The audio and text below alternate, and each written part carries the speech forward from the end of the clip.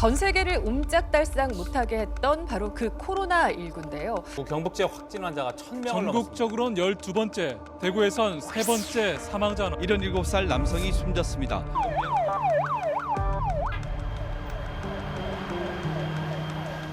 새롭게 마련할 것으로 저희가 지역사회에 감염병이 발생하게 되면 사실 대구에 그 당시에 준비된 병상이 30병상이었거든요. 코로나19 신규 확진자가 2월 23일 정도 되면 100명을 대구에서 돌파를 하게 되거든요. 그런 와중에 대구 경북 지역이 특별 재난 지역으로 선포가 되는 거잖아요. 아우, 마스크 진짜 구하기 너무 어려웠잖아요. 그때가 되게 초현실적으로 느껴졌던 것 같아요. 그래서 특히 우리 지역은 자영업자들이 되게 많기 때문에 상대적으로 자영업자들한테 직격탄이 좀 맞았다 이렇게 볼 수 있는데요. 그 유명한 고담대구. 근데 이게 참 화가 나고 좀 되게 서럽잖아요. 가장 극단적인 표현이 대구 봉쇄잖아요.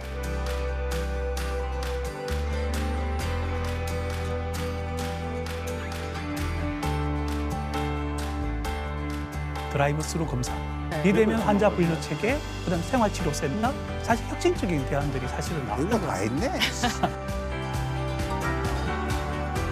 또 광주뿐만 아니라 전국에서 고객차가 달려오는 거예요. 지금 생각해도 눈물 나거든요. 세계가 놀랄게 한 그런 K-방역에 사실 중심에 우리 대구가 있었다고 시민의 품격 아닐까요? 대구 시민의 대구 품격. 시민의 품격. 다 같이 막 모든 한번 당시 의료진들에게 당시에 또 이렇게 덕분에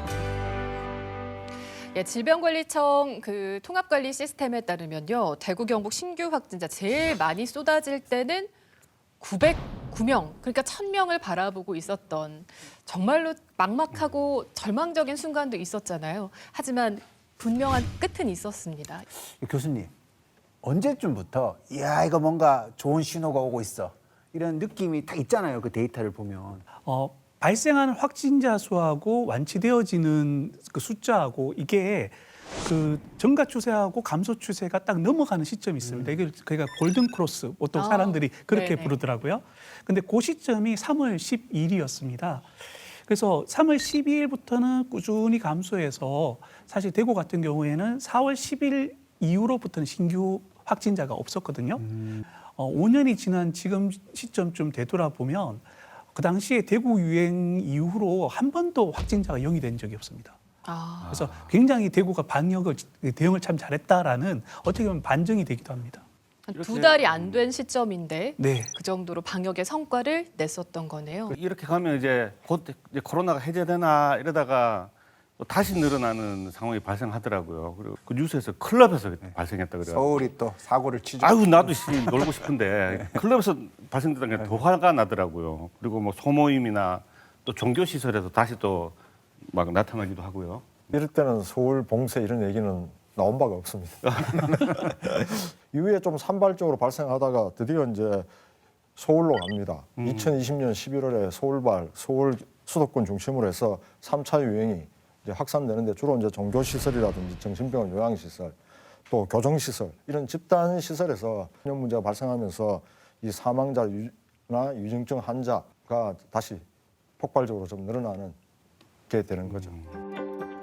대구 지역에서 완치된 환자 수가 확진 환자 수를 앞서는 골든 크로스가 발생한 이후 어제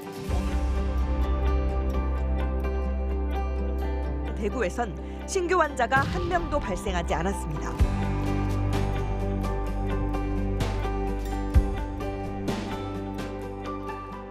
방문자 대부분이 마스크를 쓰지 않았던 점, 또 자발적으로 신원을 밝히는 걸 꺼릴 수 있다는 것. 퇴원 확진자가 이번에 들렀던 클럽의 수도권에서 코로나19가 사실상 2차 유행 중인 상황이라고 방역당국이 서울 등 수도권의 확산세가 심각하다고 경고했습니다.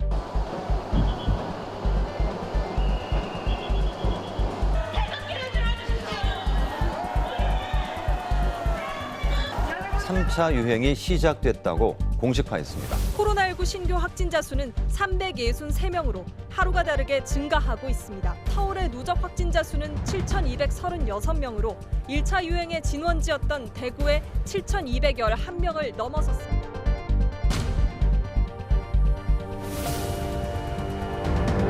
이 이후에 21년도 한 해 동안에만 확진자를 조금 살펴보면 전체 확진자 중에 대구는 2.7%, 그다음에 경북은 2.3%, 서울과 경기는 각각 36.2%, 30.2%로 굉장히 대구 경북 지역의 확진자 수가 적은 것을 확인할 수가 있습니다. 물론 인구 규모의 차이가 있긴 하지만 네. 그래서 당시 어쨌든 우리 시민들께서 1차 유행 때의 경험을 바탕으로 좀 더 마스크 착용이라든가 이런 방역의 수칙을 좀 더 잘 준수해 주신 그런 시민들 덕분이지 않나 싶습니다. 이게 우리가 0명도 됐었잖아요, 4월 네. 달에.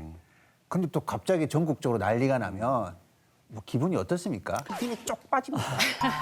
저희가 대구시에서 그 당시에 그 0명으로 들어오고 나서 그때 했었던 게 다가올 2차 유행을 준비해야 된다라 했습니다. 그 그래서 시기였군요. 그 당시에 나름의 매뉴얼도 좀 만들고 그다음에 전략들도 새로 짰고요. 그때 나왔던 게 시민 참여형 방역이었습니다. 그래서 시민들의 참여를 통해서 이게 혹시 다가오는 2차 유행을 어떻게 이제 대응할 수 있을까에 대한 어떤 그런 나름의 또 거버넌스를 갖추는 그런 시기였었죠. 그렇다면 이 1차 유행 때 대구가 했던 이 방역과 관련된 여러 가지 데이터들이 있을 거잖아요.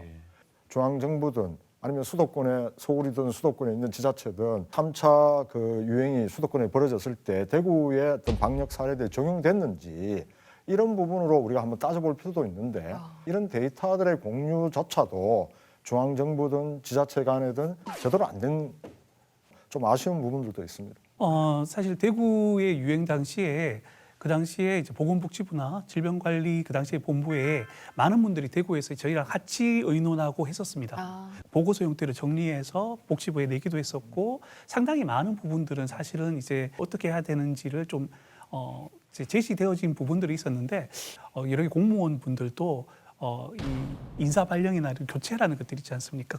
그 당시에 또 대응하셨던 분들은 사실 1차 때 핵심적인 역할을 하셨던 분 이외의 분들이 사실은 들어와서 하는 그런 구조적인 어떤 한계성도 좀 있었거든요. 저희가 자문하기도 하고 의견을 드리기도 했지만 좀 아쉬웠던 부분들은 확실하게 좀 있었던 것 같습니다. 이 의사결정 구조를 어떻게 가져가느냐 하는 문제도 있고 또 시민 참여를 어떻게 이끌어낼 것이냐 또 의료진과 또 의료기관 간의 거버넌스를 어떻게 구축하느냐 이런 부분들은 소중한 자산이거든요. 네. 보고서만 갖고 간다고 될 문제가 아니고 이런 문제가 발생했을 때 실제로 실행을 해야 되잖아요. 중앙정부 전체 차원에서도 하기가 좀 쉽지는 않았을 것 같다는 어떤 생각은 좀 드네요. 자, 코로나19 바이러스를 겪으면서 우리가 쌓아왔던 그런 노하우는 또 우리 국민과 시민의 역량이 될 텐데 그러면서 또 앞으로 바뀔 코로나 이후의 삶을 우리가 계속 꿈꿨지 않습니까? 언젠간 끝날 것이야. 네. 그때 나온 이야기가 또 뉴 노멀이라는 것이었죠. 새로운 표준. 그러니까 유노멀이란 말은 2000년대 중반부터 네. 그러니까 기존의 어떤 패러다임으로 이제 상황이 설명되지 않는 거예요. 경제적 상황도 마찬가지고 이런 말을 많이 쓰는 게 환경에 대해서 과거의 기준으로는 이 환경을 예방할 수가 없는 거예요. 이 환경 지구가 망해지고 있는데 과거의 산업 사회의 기준을 가지고는 절대 되돌릴 수 없는 그래서 유노멀이 필요하다 이런 식으로 얘기를 하는데 그 이전의 이야기들은 그러니까 그냥 천천히 변화하는 어떤 것이었는데 이 코로나 때는 기존의 태도로서 다시 이런 사태가 오면 이거는 어마어마한 일이 벌어진다. 방역 기준의 유노멀 이렇게도 볼 수가 있을 것 같습니다.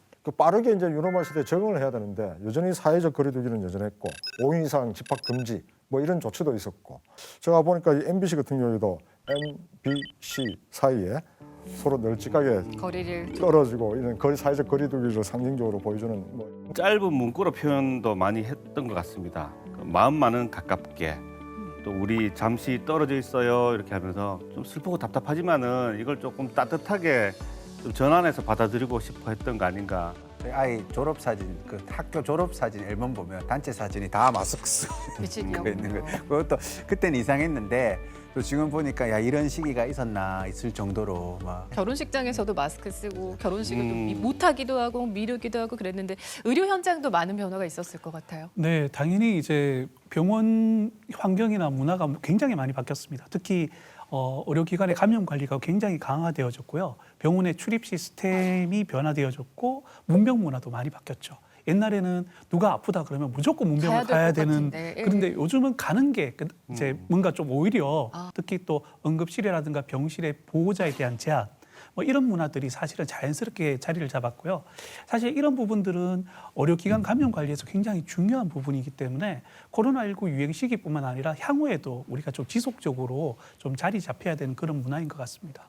필요했던 건데 코로나19로 인해서 그런 또 새로운 표준이 좀 빠르게 정착될 수 있었네요. 네. 그게 이제 우리 사회가 너무 접촉을 기본값으로 지금 유지되어 왔었으니까 무조건 사람을 만나야지만 뭔가 진행될 거라고 생각을 하면서 사회가 운영되어 왔던 것에 대한 조금 어떻게 보면 좀 불필요한 만남 이런 것들에 대한 성찰도 좀 많이 있었고. 근데 뭐 저 같은 경우도 사실은 MBTI로 보면은 E로 보는 사람들이 되게 많은데 제가 I 성향이 되게 강해요. 내향인 입장에서는 이 언택트나 거리두기가 그렇게 싫지만은 않더라고요. 살다 보면 불편한 모임도 있잖아요. 그럴 때 보면 아이고 제가 바빠서요 이렇게 핑계를 댔는데 좋은 핑계가 생겼죠. 코로나지 않습니까? 나중에 봅시다. 저도 매일 아침 그 라디오 프로그램을 진행하는데 코로나 이전에는 나와주시겠습니까? 이렇게 좀 정중하게 부탁을 해서 어떻게든 스튜디오로 모셨는데 코로나를 지나면서는 전화 인터뷰가 좀 한결 서로 좀 편해진 그게 또 새로운 표준이 돼버린 이런 또 상황도 좀 공감이 되는 내용인 것 같습니다. 저는 다른 건 모르겠고 서울에 1시간 회의하러 안 가도 되는 점 너무 행복하더라고요.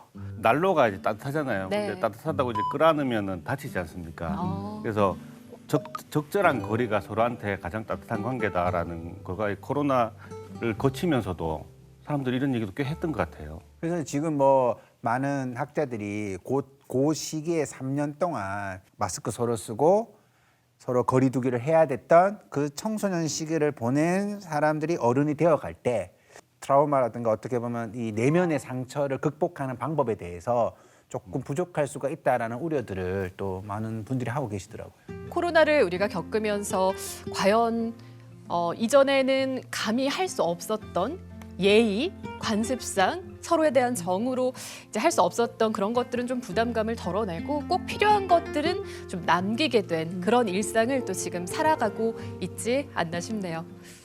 자, 그리고 참 또 한 가지 코로나19 하면 기억나는 게 다들 백신 접종자시죠?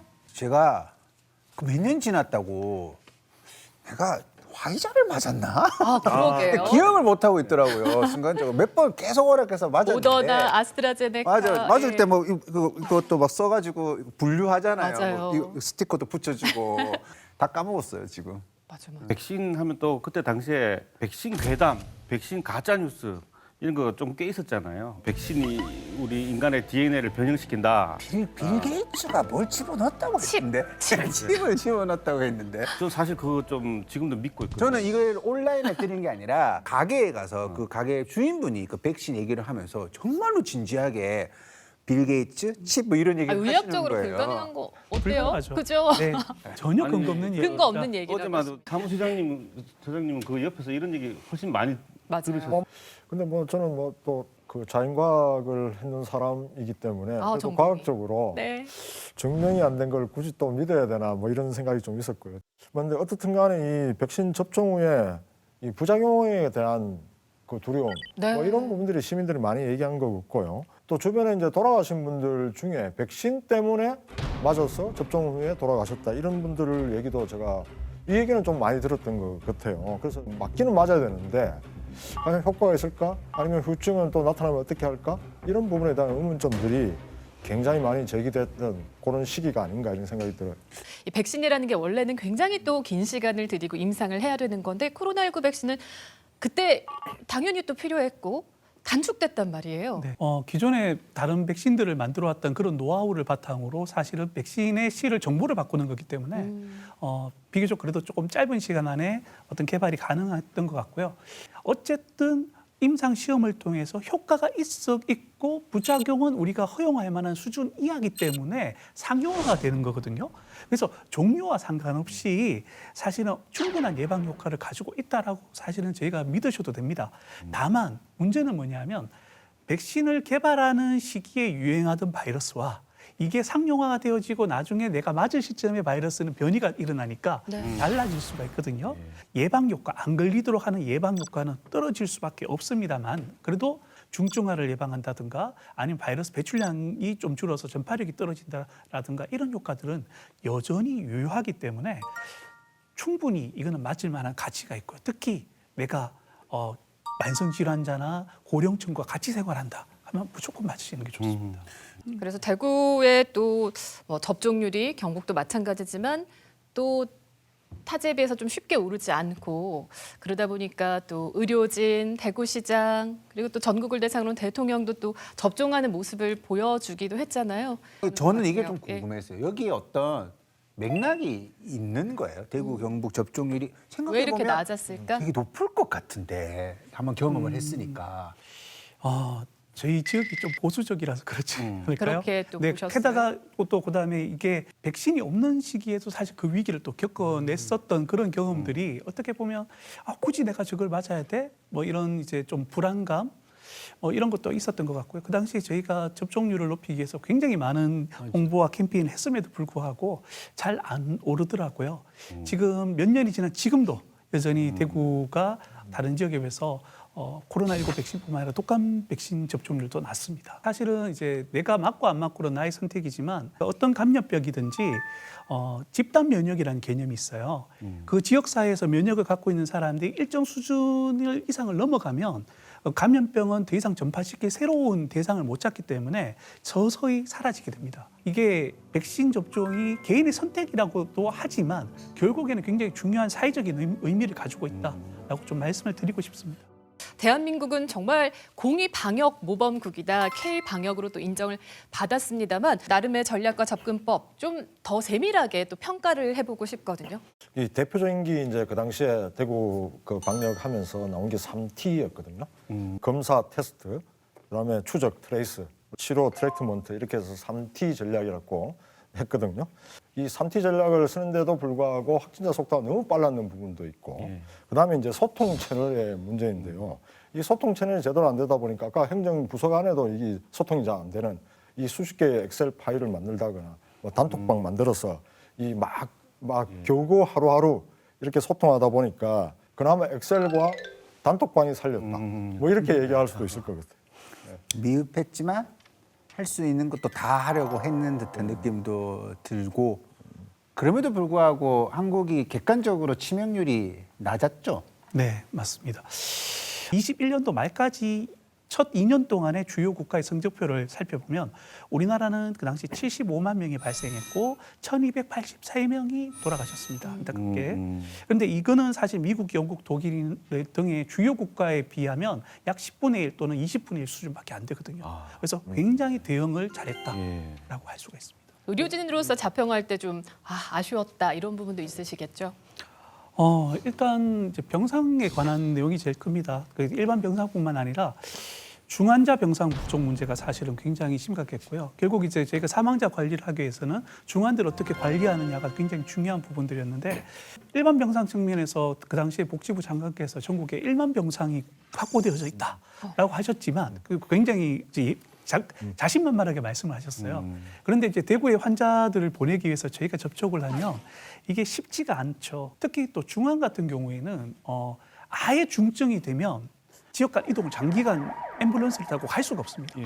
그런데 그 전 단계에 그러면 이제 저희가 다른 지역으로 이송을 해야 되는데 그 당시에 지침상 광역 간의 환자 전원은 중증이 아니면 허용이 되지 않았습니다. 그러니까 결국에는 중증이 되면 우리 지역 안에는 자원이 부족해서 해결이 잘 안 되는 상황이고 중증이 되기 전에는 이송이 안 되는 상황이고 하다 보니까 상당히 어려움들을 많이 겪었고 그래서 그 당시에 동산병원에 새로 중환자실을 저희가 만들기도 하고 중환자의학회의 의사 선생님들이 자원봉사자로 투입되기도 하고 뭐 이런 일들이 사실 일어났었죠.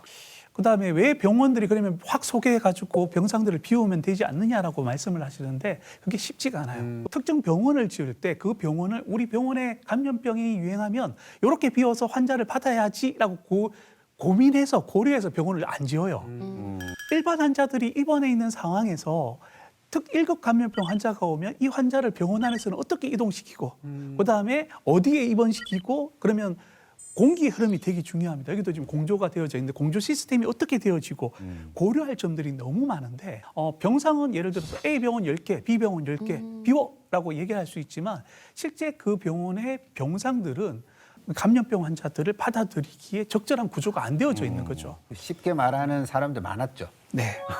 정말 그랬을 것 같아요. 이렇게 하면 되잖아, 뭐 그런 식으로. 코로나 와중에 이제 감염병 전담병원이 정말 필요하다. 정부도 느끼는 거죠. 그래서 정부에서 그냥 전국을 6개 권역 나눠가지고 중앙에 하나 있고 그 권역마다 하나씩 해가지고 이 감염병 전문병원을 설립한다고 얘기했고 우리 지역 같으면 경북대 7곡 경북대병원이 지정이 됐어요. 저도 이 뭐 그 당시에 심포지엄 때 가기도 했거든요. 네. 청사진을 얘기하는데 정말 좋더라고요. 이 감염병 이제 걸리게 되면 거기만 가면 정말 안전하게 치료받을 수 있는 최첨단 어떤 병원 건립이라는 청사진이 뚝 나와 있더라고요. 근데 그 뒤로 이게 착공했다는 얘기도 착공했습니까? 어떻게 됐습니까? 이 부분.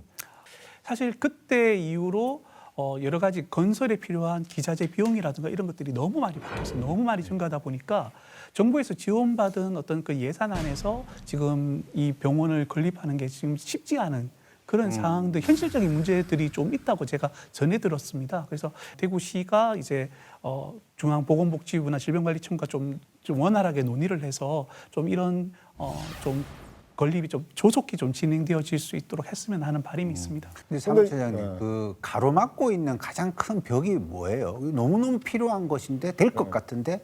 코로나 때는 책임을 면피하려고 그런 부분도 있고 또 사람이 바뀐 것도 있고 그러다 보니까 의지가 지금은 없는 거죠. 그 예산 투입의 어떤 우선순위가 바뀌는 거죠. 이런 부분들이 현장에도 전달되다 보니까 경북대병원도 준비를 해야 되잖아요. 그리고 경북대병원도 아마 부담하는 금액도 있을 수도 있어요. 그만큼 또 오르게 되고 그러면 시간이 지나면 흐지부지 되는 이런 사업이 되지 않을까. 당시에 이견 없이 또 필요성에 대해서 동의했던 부분이 있는데 이게 또 미뤄졌을 때 공백이 생겼을 때 또 시민들이 겪어야 되는 또 그런 희생들이 있지 않겠습니까? 당시 그 2020년 그 민간병원을 전전하다가 사망한 고등학생이 있었죠. 경산의 정유엽 군 바로 17살이었거든요. 지난 3월 경산에서 고등학생 정유엽 군이 제때 치료를 받지 못해 폐렴으로 숨졌습니다. 하니까 열난다는 이유로 못 들어오게 하더라고요.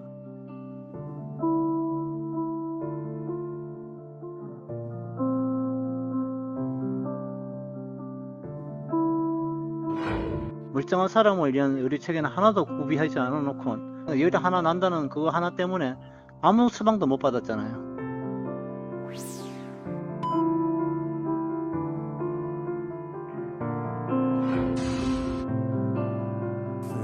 검사를 14번을 받았다고 합니다. 그러면 다른 말로 하면 그 열이 나는 상황에서 정말 하라는 대로 다 했다는 거죠. 네, 저도 사실 이제 저희 둘째가 정유엽 군하고 비슷한 나이라 가지고 좀 마음이 좀 많이 아픈데요.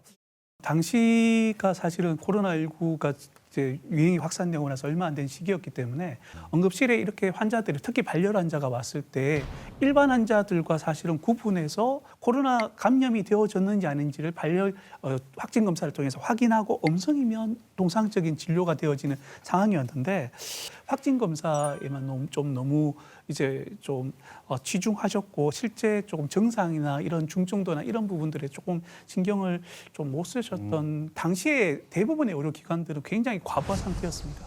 거의 지쳐 있었고 발열 환자에 대한 진료 체계가 그 당시는 명확하게 자리를 잡기 전이었거든요. 그 이후에는 발열 환자를 보는 환자군과 발열이 없는 환자군들을 구분해서 발열이 있더라도 의료기관에서 진료를 할 수 있는 형태로 체계가 바뀌게 되거든요. 네. 근데 그 과정까지의 과도기에 그런 일들이 있었지 않을까.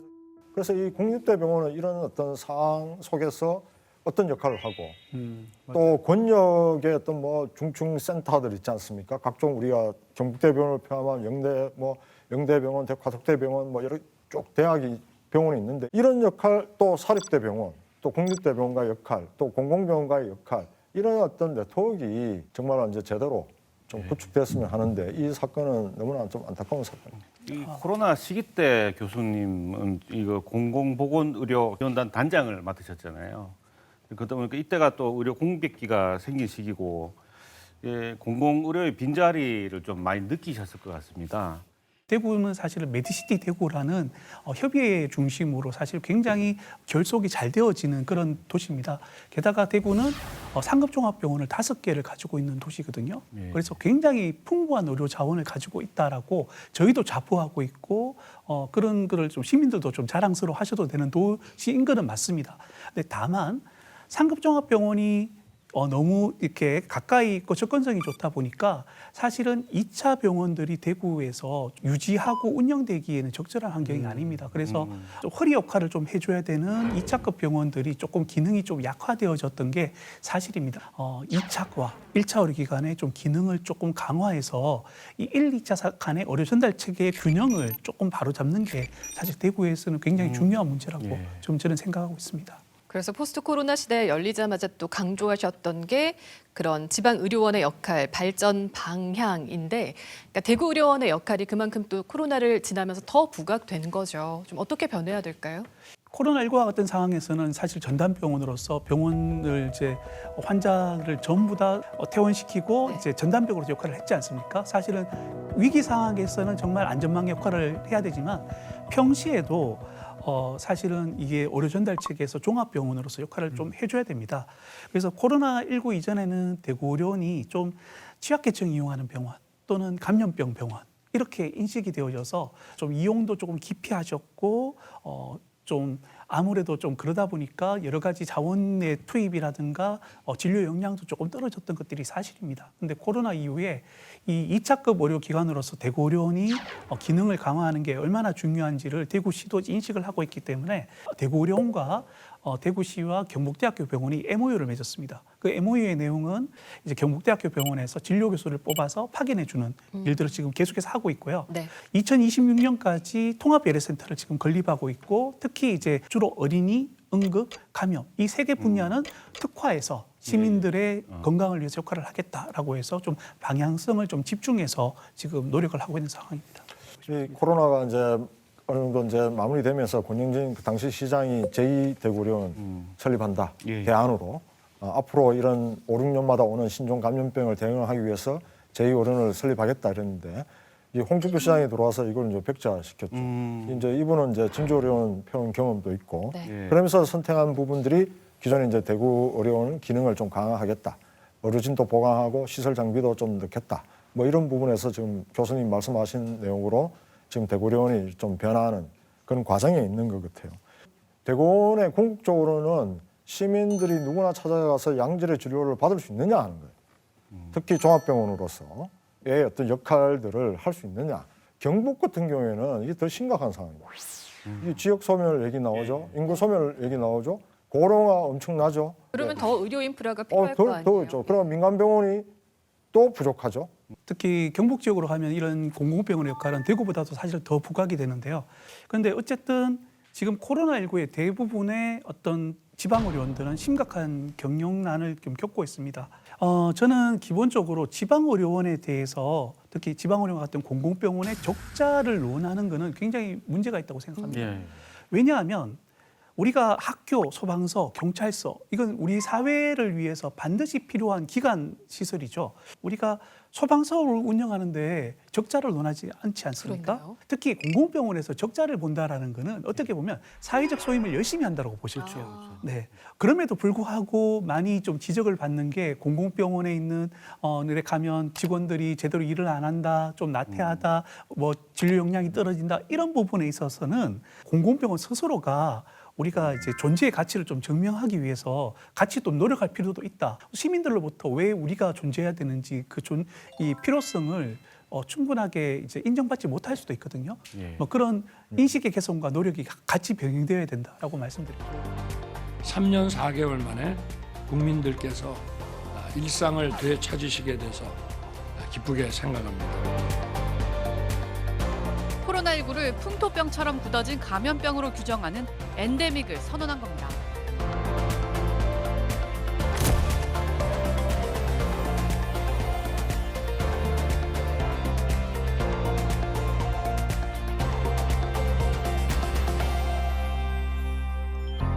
코로나가 끝난 지 몇 년이 흘러가지고 그때 기억을 어느 정도 좀 망각하고 살았지 않나 이 생각이 막 듭니다.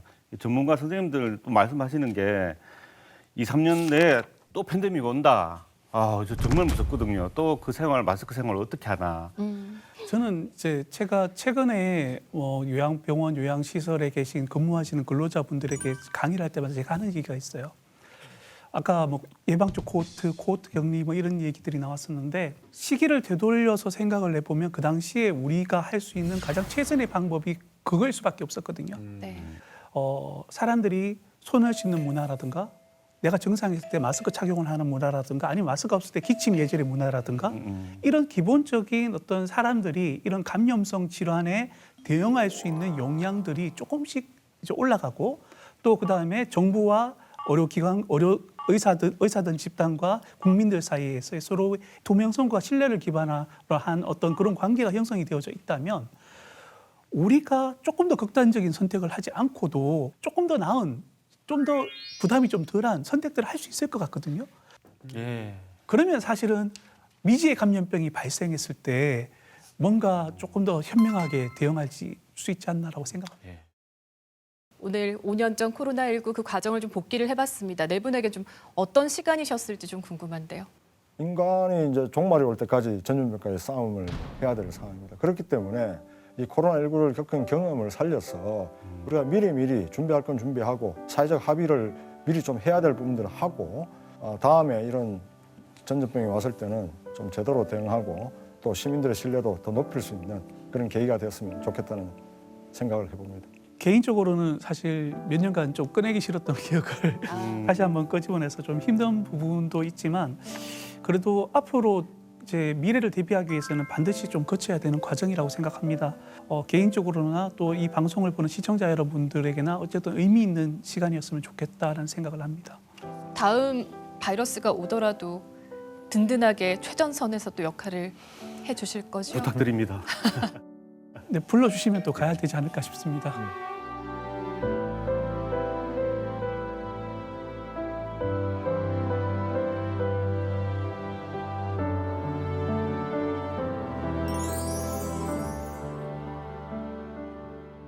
우리 아이들 비대면 수업하다가 드디어 코로나는 안 끝났지만 개학을 하게 됐지 않습니까? 그때 저도 되게 반대 많이 했거든요. 아이들이 통제력 없다, 마스크 벗고 막 뛰어놀 거다. 그랬는데 세상에 어른들부터 더 잘 지켜요, 아이들이. 다음에 다른 바이러스가 온다 하더라도 우리의 시민의식이 그걸 극복하지 않을까라는 기대도 해보게 됩니다. K방역, 그리고 우리 대구 D방역까지 했지 않습니까? 저는 이제 4번 정도 코로나 검사를 했습니다. 4번의 검사를 하면서 그렇게 깊숙이 찔러야 되나? 그러니까 약간 그 그림이 막 4가지 다 있는 기분이 버리고 있으면 갑자기 그런 생각을 하죠. 맞아요. 공포스러웠어요. 네, 그래서 정말. 다음에 겨울에는 조금 덜 찌르고 우리가 진단할 수 있는 그런 혁신적인 사회를 희망합니다.